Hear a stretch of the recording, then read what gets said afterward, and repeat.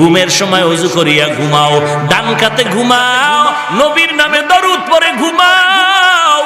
1000 বার যদি বান্দা দরুদ পড়ো সাল্লাল্লাহু আলাইহি ওয়া আলিহি ওয়াসাল্লাম, সাল্লাল্লাহু আলাইহি ওয়া আলিহি ওয়াসাল্লাম, আল্লাহর নবী বলেন তোর মরণ হবে না, মরণ হবে না, জান্নাতের খাতায় নামটা না লেখা পর্যন্ত।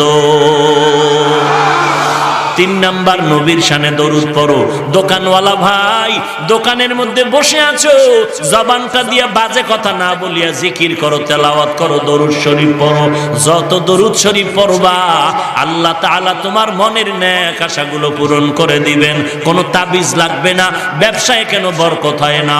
দরুদ শরীফ পড়ো, কোরআন শরীফ পড়ো, আল্লাহর জিকির করো, দেখবা ব্যবসা এমন ভাবে হবে তুমি নিজেও কল্পনায় খুঁজে পাইবা না।